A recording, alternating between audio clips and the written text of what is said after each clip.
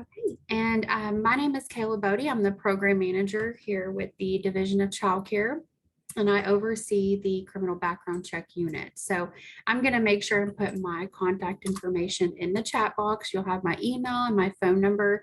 If you need anything after today's training, feel free to contact me. I also put our background check unit line there in the chat box as well. So if you can't reach me, you can call that main line and someone from our team will be available to assist you. And we're going to go ahead and get started. So I'm going to go back to sharing my screen.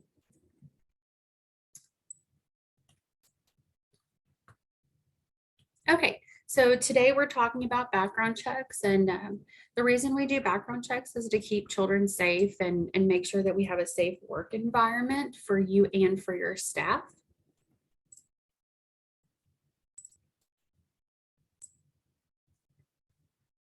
And we're going to go over a couple of updates. Today is actually the last day to submit your INA invoice. So if you have not been reimbursed for the very first year of your INA subscription, the $150 subscription fee, you can send that invoice in. Today is the last day. We will not be reimbursing after today. So be sure to go ahead and get that submitted. And I've got the email address there in the chat box. It's the INA receipts at dhs.arkansas.gov. You can get those sent over. And then the next update that we want to give is just a reminder, potential employees that have lived out of state in the last 5 years must have background check results from those states. And if this step is not completed, it will delay the process or result in non-approval. If you have any questions regarding out of state, please give us a call and we will go in depth on the out of state process as well in this meeting. If you have an applicant that's reaching the 2-year expiration on their child maltreatment check, go ahead and submit those through the central registry. Your applicants will remain in provisional without those maltreatment checks. So child maltreatments are submitted through a separate portal, and we will have a link to that as well in the PDF version. So again, if you would like to have a copy of that, definitely put your email in the chat box and I will make sure after this training send you a copy just so that you have all of the links from today's training as well as all of the contact information. Okay, so the last thing is this was kind of something we talked about leading into summer. If you provide summer care, go ahead and get those out-of-state background checks. Request those. They do take some additional time. So this is in a way to ensure that you have those results before your summer camps start. So a lot of you have already started, but if you have summer camps that are going to be happening in July or August, just make sure that you are going ahead and getting all of those submitted immediately, not to delay the process. So someone asked if I could add the INA receipts in there again. So I'm going to just put that in the chat box.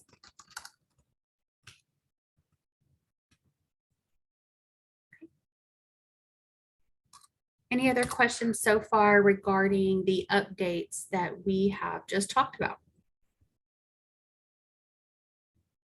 All right, we're going to move on. So we're going to talk about who needs a background check. And when we talk about the background check, there are 3 components. You've got the Arkansas child maltreatment, you have the state criminal, and then you have the federal FBI. All of your staff, your janitors, your therapists, volunteers, student observers, any of those people that are on your campus all need an Arkansas child maltreatment. Your staff, your janitors, your therapists, volunteers, and student observers are in a gray area for your state criminal. And the reason is, depending on what their role is in your facility, you may not need a criminal and an FBI for those volunteers and those student observers.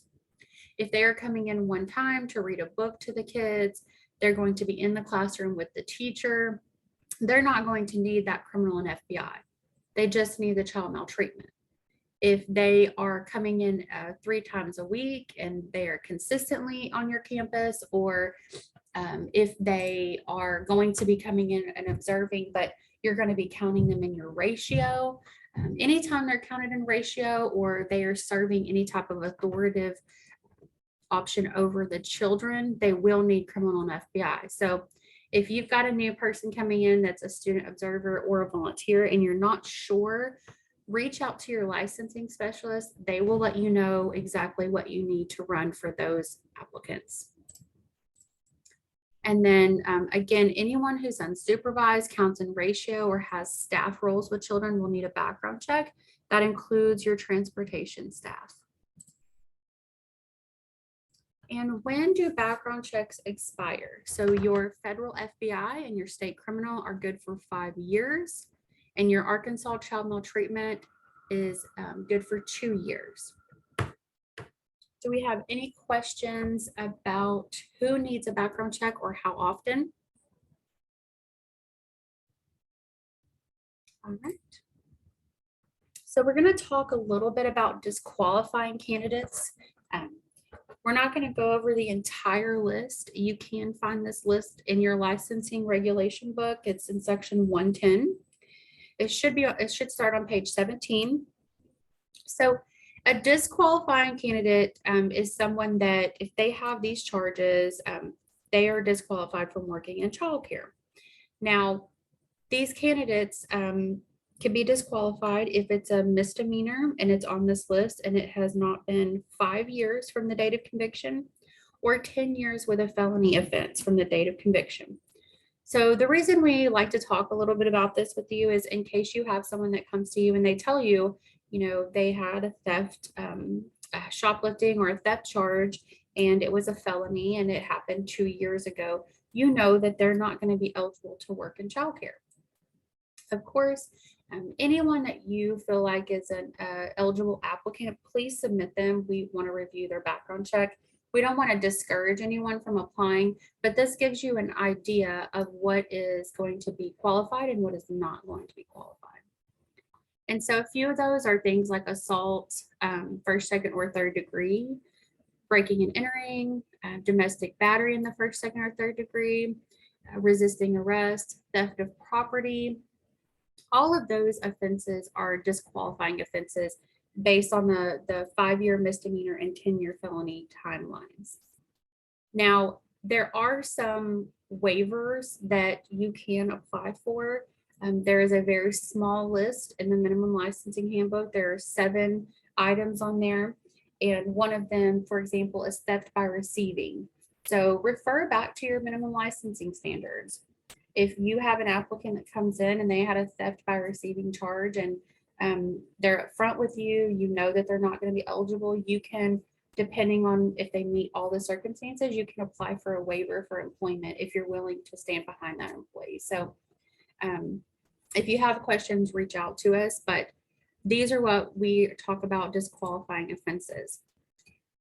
When you are looking at that list in your regulation book, you are going to see that there is a top portion and a bottom portion.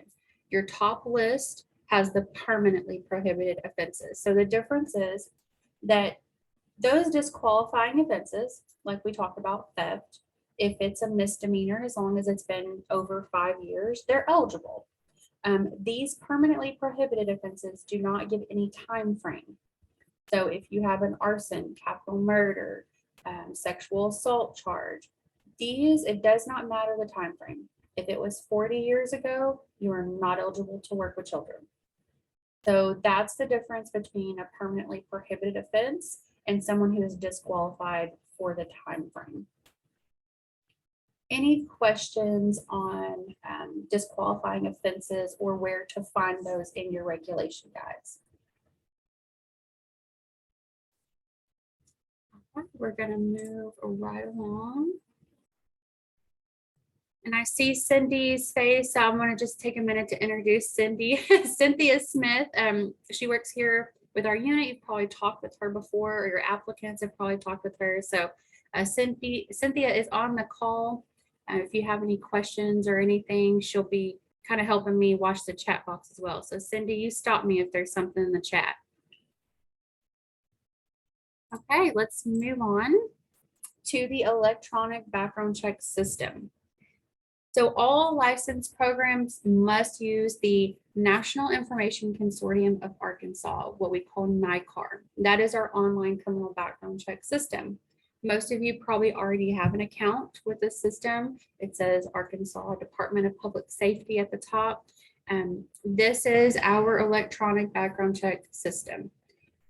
We do not accept any paper submissions anymore. So every background check through NICAR includes the Arkansas State Criminal Background Check. You get fingerprinted. It includes the federal criminal background check. And it also includes the Arkansas and the national sex offender registry checks. So all of that is included in our online system. Providers must register for an account with NICAR in order to run background checks. We have the link there. So if you do not already have an account, I can send this to you. You'll have all the links that you could need for this process. And then, of course, as a reminder, you must submit a separate child maltreatment registry request for each employee. It goes through the central registry. We do not process those here with the background check unit. They all go through our central registry. Once they're completed, we will check the status of those. We just don't actually process them. So you will submit them elsewhere, and there's also a link there for that. Any questions?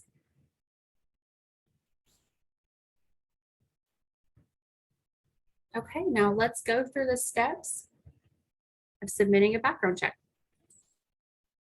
So once you have your account, the very first step that you're going to complete is the consent form.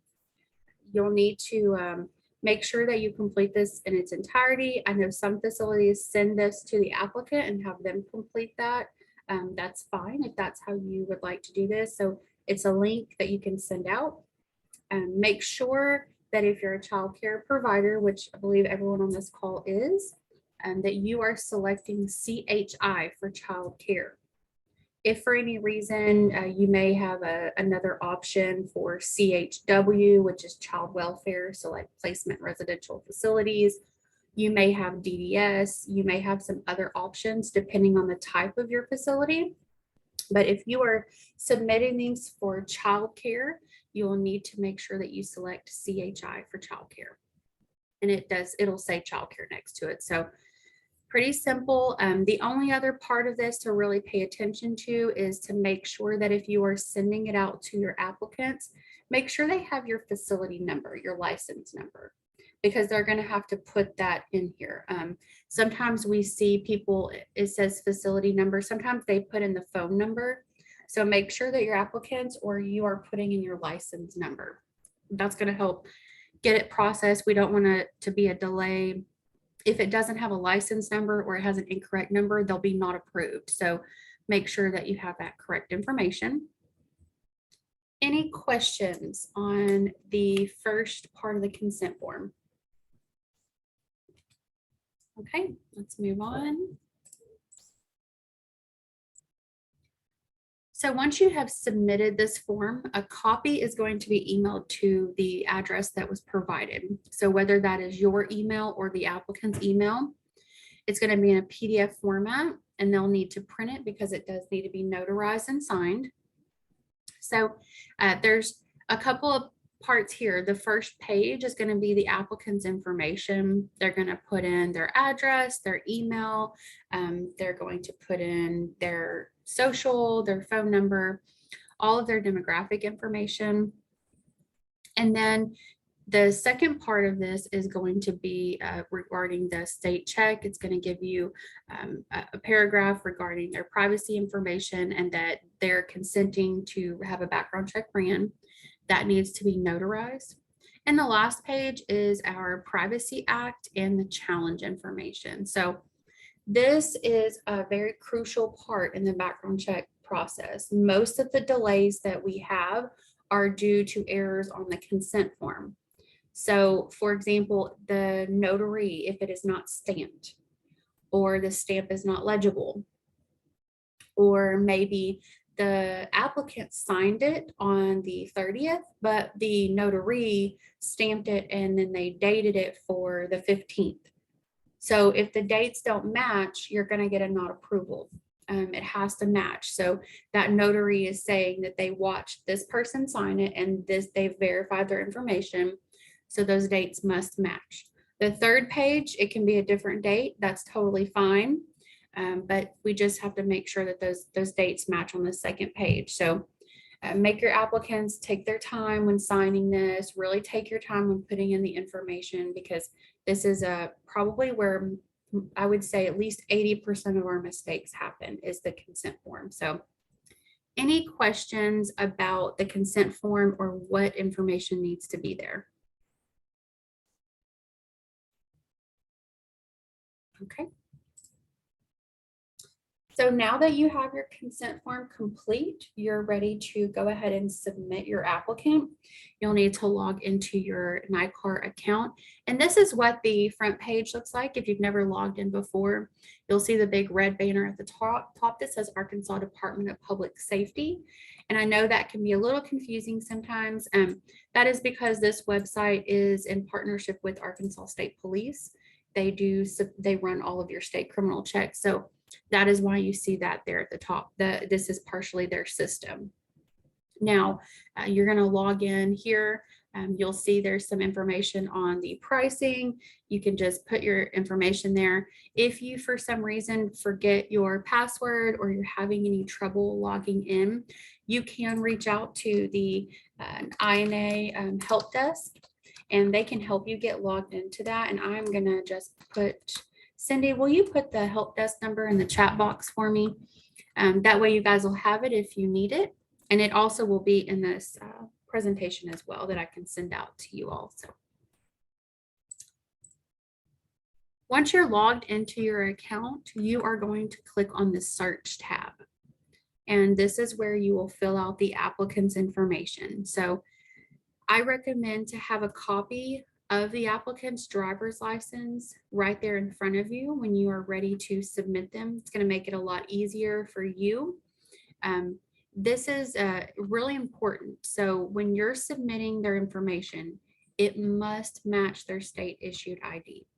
So whether they're going to use their driver's license, just a state ID, or their passport, it's got to match what's on there. So when they go get fingerprinted, they won't have any issues. So great idea, have their driver's license right in front of you. It may also, it's going to require you to enter their hair color, eye color, height, weight, and you may not know that right off the top of your head. So it's a great idea to have it there. And then you're going to start putting in their information. So you're going to fill all of this out, and you are going to see it says signed consent document. That's where you're going to upload that consent form that you just did. And it's going to be a PDF format. So all 3 pages are going to be attached. Then you're going to select your purpose, and you'll see it says CHI again, childcare non-DHS request. That's what you will submit under. In your next option that says search options, you're not going to have anything other than search FBI and state. So you don't have the option to do anything other than that. So it should already be selected. And then you can see the eye, hair color, weight, height, state of birth, and citizenship at the bottom. So again, just make sure that this information matches exactly on their driver's license or their state issued ID before you submit. Any questions on this part? So once you click submit, the system is going to ask you to review your work. This is, again, just take a few seconds, double check, make sure your date of birth, your name, social, make sure all of your information is correct here. And then you're going to click submit, and it's going to give you your transaction number. Now, if for any reason you need to go back in the system and you need to, change some information, just make sure that you re-upload your consent form. It's going to give you an error if you don't. So you'll have to attach your consent form again. Any questions on completing that part? Now you've got your transaction number, so you're ready to schedule fingerprints. And you are going to go here to our fingerprint scheduling. It's online, and you'll see we've got the link here as well. So when you get to the online appointment, you can click make an appointment, and it's really simple. You'll just click fingerprinting, and when you go from here, it's going to ask you to pick your location. But before you do that, I just want to give you a little tip. In your system, make sure that your applicant is no longer under your pending tab. So if you see it's still under pending, they are not going to be able to get fingerprinted. And more than likely, that means a few things. Either they have lived out of state recently, they've got an out-of-state license, so state police has to take a little bit longer to get their information. Or if they're still pending and they didn't go through immediately, it's because information was put in incorrectly. So a date of birth or the name doesn't match the driver's license. That is very rare that it happens, but it does happen. So if they're still in pending, they're going to get turned away at fingerprints because they don't have them in the system. And Sherry, where to get the consent form? So that is actually found on our website. And let me just see if I can put the link in there for you. Pull that up really quickly because I've already got it bookmarked on my computer, so that is no big deal. And all of this, like I said, I can send you, so you'll have all these links. You can bookmark them to your computer. Or if you'll just go to this link here, put it in the chat box. If you go there, that is our portion of the DHS website. And it's got all of these steps in order. It's got the link to the fingerprints. It's got the link to the consent. It's got all of those. I would recommend bookmark that link on your computer because you can just reference right back to it to get to that consent, the actual system, the ark.org system. You can get there. It's got everything you need in one place. So it's even got the child maltreatment there, the link as well. So that is a great link to just go ahead and bookmark. And then, so any other questions about scheduling your fingerprints? We're going to go through so you can see the next page. Once you click fingerprinting, it's going to ask you to put in the applicant's information here.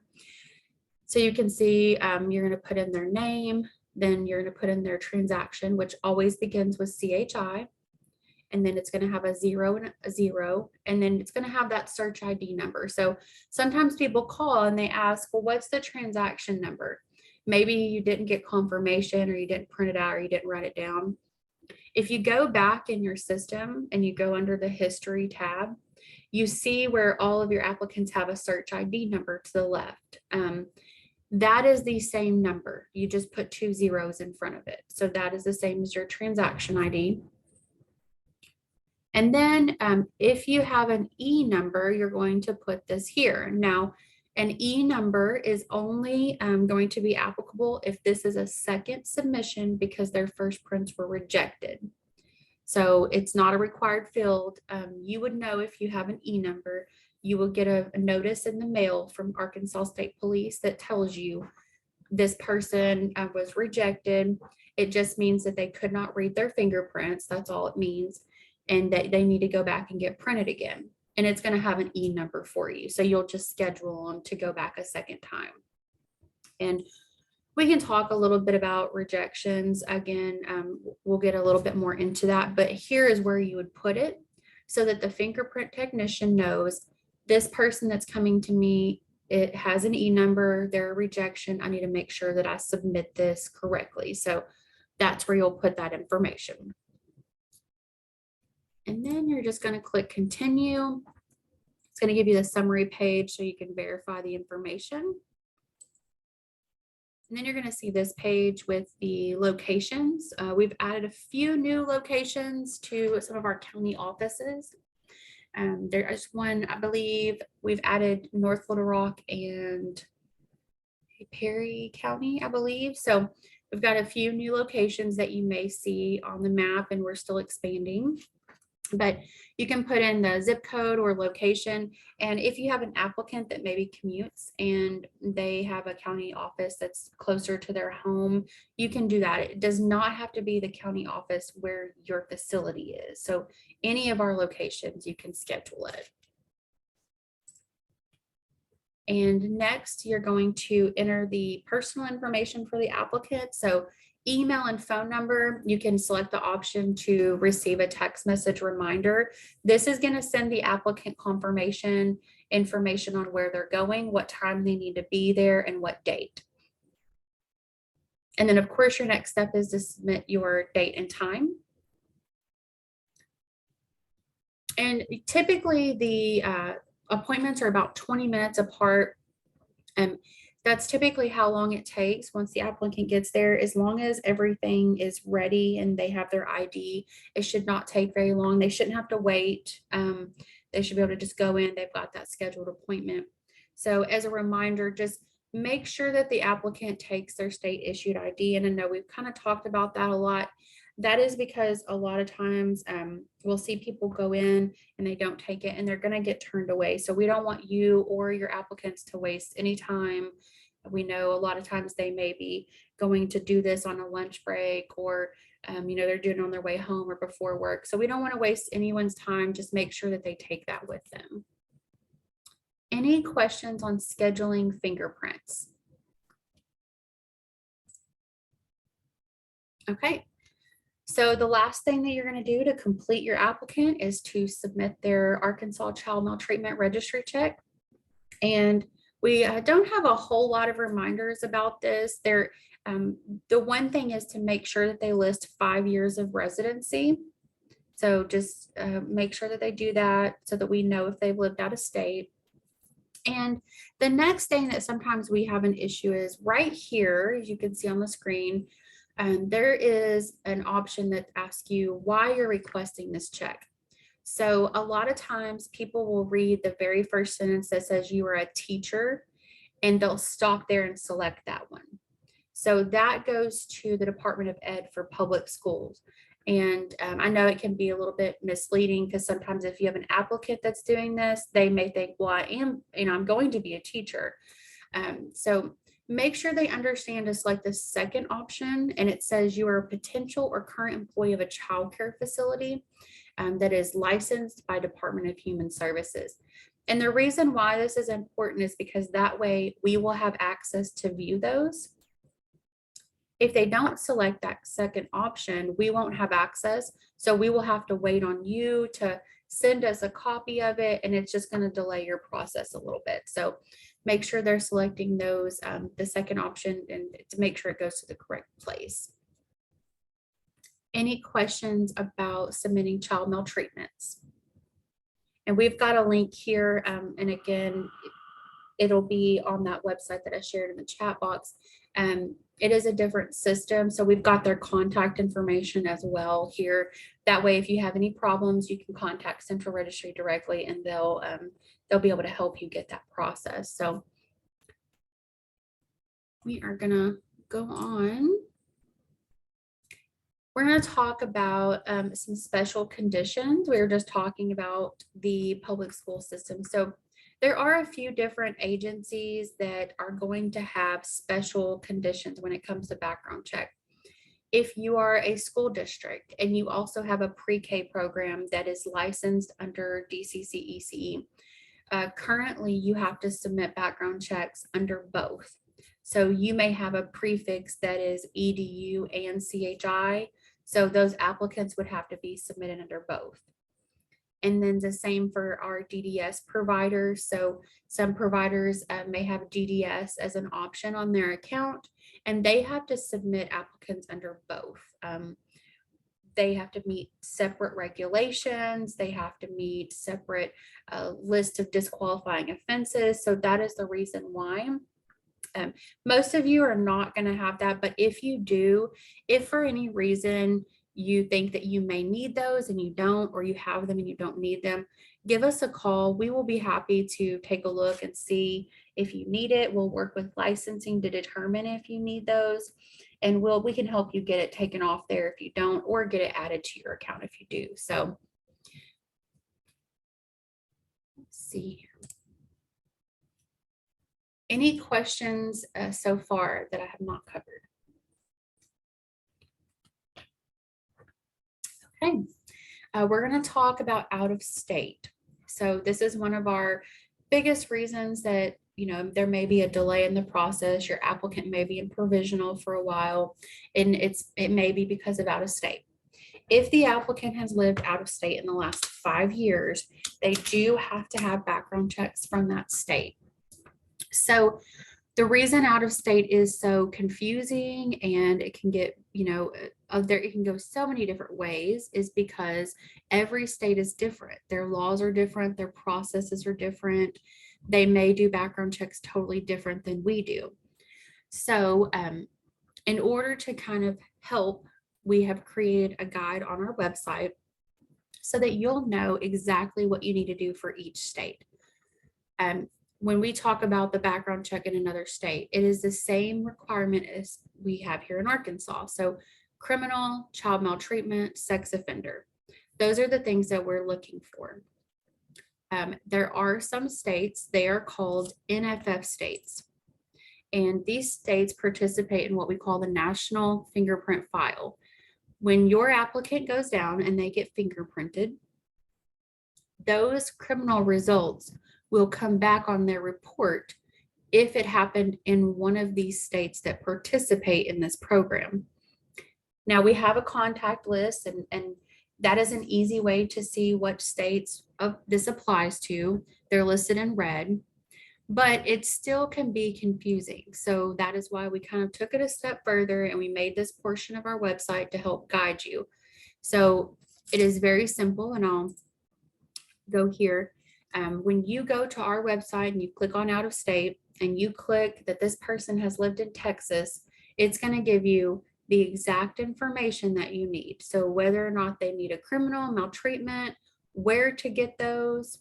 It's going to tell you if you don't need the criminal and you only need the maltreatment. It's going to have a link for you, how much it may cost, contact information.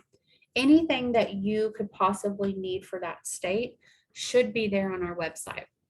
We try to keep it updated as regularly as possible. If you ever see anything that is out of date, please let me know. We'll make sure and get that updated, but we try to keep it updated for you. And the reason we did this is because that contact sheet, you know, that only comes out twice a year. So for example, recently Utah and what was the other state?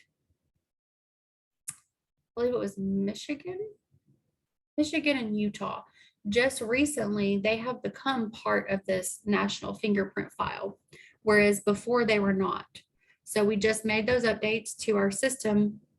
So online, when you click on Utah now, you'll see you only need the maltreatment. You don't have to worry about getting a criminal from Utah. So try to keep that updated.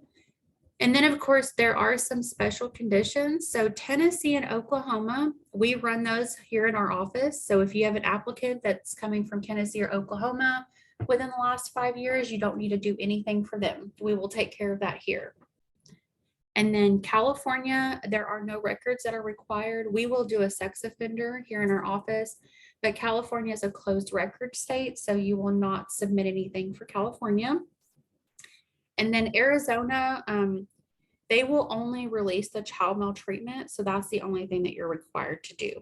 They don't participate in the national fingerprint file, but they will not release them anyways. So those are just a couple of special conditions, and you should see it reflected on our website. If you click on Arizona, you're going to see, you know, that you can't do anything with the criminal. So again, there's our link we've got on the page for out of state. And if you go to the background check website that I put in the chat box, you'll see on the left hand side, it says out of state. You'll just click there and that's where you'll find that list of every state. Any questions so far on out of state? And so sometimes we have people that come from a different country. You don't need to do anything for those. Other countries, sometimes they don't even have like a central registry, or, they may not even have a sex offender registry. So you don't need to do anything for those. And then what do you do once you get those results? So some states are going to require that you put our mailing address or our email address for the results to come to us. Most of them you're going to be requesting on your own. They're going to come back to you, or maybe they have the applicant put their information there. So if you get those results, or the applicant does, you're just going to send us a copy of the results. You can mail them to us if that is a requirement, but it is going to be much easier and faster to go ahead and send those to us by email. And that's just going to be backgroundcheck@dhs.arkansas.gov. And we've got that here on the slide.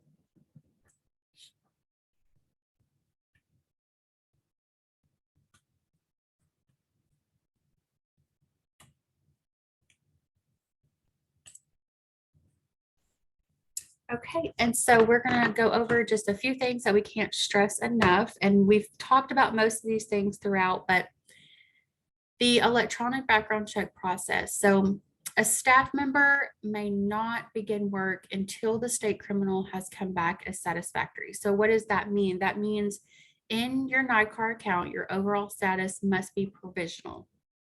If it says pending, they cannot start working. If it says not approved, they cannot start working. It has to be provisional or approved. And then again, when you log into your NICAR account, you can go to history. That's where you're going to find that overall status. And we're going to talk a little bit in a second about each status and what they mean.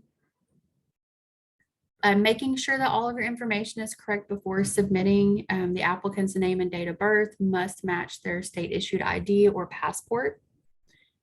And then, so if you have a staff member that's in provisional, maybe you're waiting on them to get fingerprinted, maybe you're waiting on out of state and they quit, or you separate ways.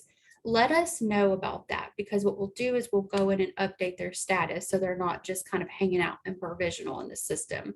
That'll help us get to the other people that maybe are waiting on out of state. We can check them more frequently. So if you know that someone is leaving and they're in provisional, you can send us an email or call us and say, hey, so-and-so is not here anymore, and we'll update that. And then when you email the background check unit, so any member of our team, make sure that you include the applicant's search ID number. That's going to be the quickest way for us to find them. So even if you're just needing an update on someone, a lot of times providers will just send me an email. They'll say update and they'll put in that search ID, and that's all that we need. So just a few tips there. Any questions? And we've got some phone numbers here, background check unit, and I think we put most of these in the chat box. I know Cindy put in the NICAR help desk line. That's, if you're needing help getting into your account for any reason or payment issues, that's where you're going to go. If you are needing help with the actual background check itself, you'll call us, and we've got our number there at the top. And then, of course, we got the central registry in case you need some help with that Arkansas child maltreatment.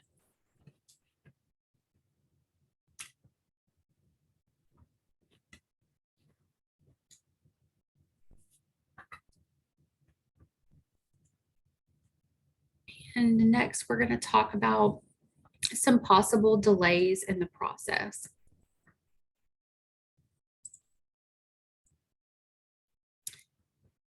So some possible delays. So if you have an applicant and they are in pending and you submitted them yesterday, and today you looked and they're still in pending, most of the time that is going to mean that there is something on their state criminal that requires additional information.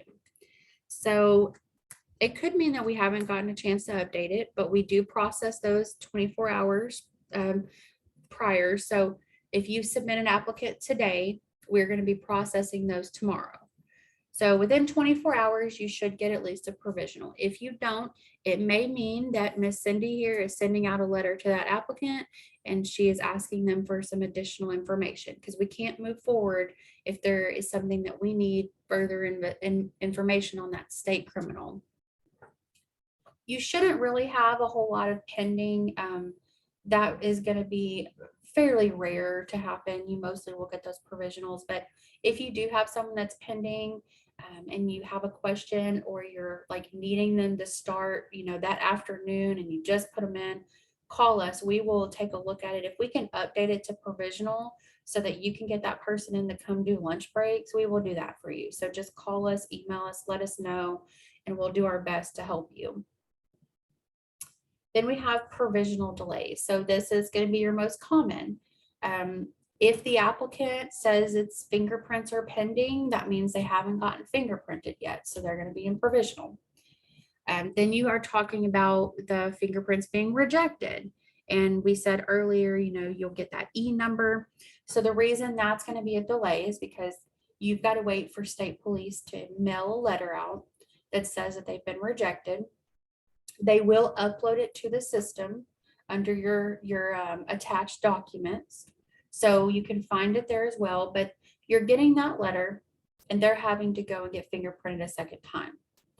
Once they get fingerprinted the second time, if they're rejected again, which they almost always are because it's usually just something to do with the fingerprints, they are going to do a manual search and send us the results by mail.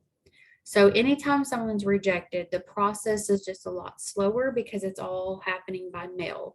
We cannot send any results through email. So that's why that process is a little bit slower. So if you get a reject, don't panic. It has nothing to do with their background check. Just, let us know if you don't get a letter within a week and a half. It is going to take some time though. Another provisional delay, it may be that the FBI, we're needing some more information from that. So they may be in provisional because their state criminal was fine, but maybe something happened and they have something on their FBI for some reason. Cindy is going to be sending out a letter to them and saying, hey, we need this. And that may just take a little bit of time. Anytime we send a letter to an applicant, we give them 20 days to gather that court documentation and send it to us, or for them to say, hey, that's not my record. When that happens, we would give them time. So it could cause them to be in provisional for a little while. You can call us and we'll let you know, if they're in provisional, if we can update it or not. We obviously are not going to share that person's information with you, but we will share, if we can or cannot update it at that time. So if you have a question and you think, why is this person in provisional? They've done everything. Call us, email us, and we'll see what we can do. And then, so we've already talked about out of states, we'll leave them in provisional, and the child maltreatment. If the child maltreatment has not been completed, they'll be in provisional. Because like we talked about in the beginning, that is one of the 3 parts of a background check. So they have to have that in order for them to be approved. And of course, we have our not approved. So the most of the time, the reason they're not approved, it's going to be because of the consent form or some information was not put in correctly. When you submit your applicant, if you submitted Susie this morning and tomorrow you get an email that Susie's been not approved, it is 100% an issue with information. Because if it was something on our background check, remember I just told you we give them 20 days to give us information. So it's going to be a 10 to 20 day period before you get a not approved. You're also going to get an email or notification from your licensing specialist. So if you get that not approval, call us, email us.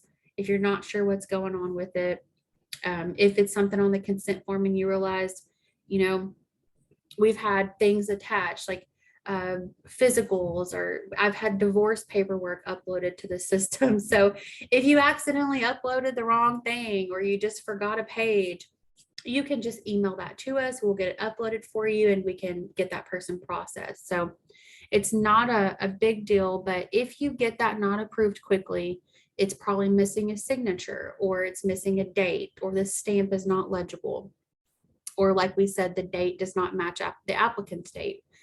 So the other thing could be the wrong name or date of birth was submitted in the NICAR system. If their birthday is 6/30 and you submitted as 6/29, it's going to take a few days for state police to process. They're not going to be able to get fingerprinted because when they try to put in their date of birth from their driver's license, it's not going to pull up. So if the name or date of birth is wrong, all of these things are going to cause a not approval. That's why when we talked about putting all this information in, I really say, try to take your time, really just pay attention to those dates and the names so that you don't have to go back and deal with all of these issues. And then the last thing is fingerprints and the child maltreatment. You have 45 days to get those done once you submit your applicant. If you submit somebody, we only give 45 days for them to go and get fingerprinted and for you to get that maltreatment done. We really recommend that when you submit that person, go ahead and schedule their fingerprints either for that day or for the next day. Do your maltreatment all at the same time. Get all of it done in one sit down. That way, when it gets to us, we can just go down the line, check it all off, and approve that person and hopefully get them started as quickly as possible with you. Any questions on what could possibly cause a delay or questions that we did not cover in the background check process? Cindy, do you have anything to add that I did not touch on?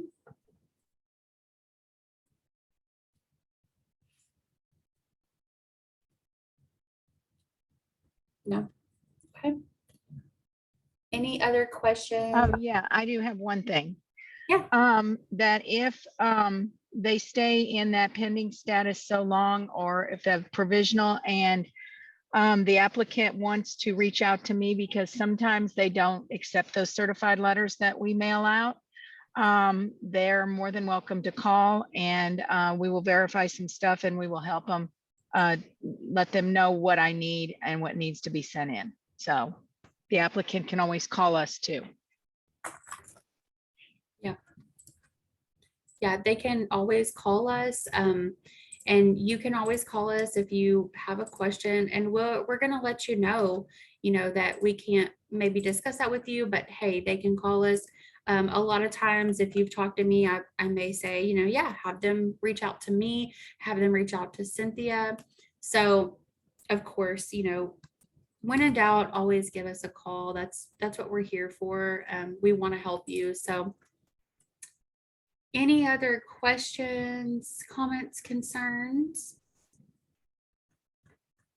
And if you put your email in this chat box, I will make sure that we will get a copy of this. I'll send it out. It'll be in a PDF format so that you can click on all of those links. And I think that is everything.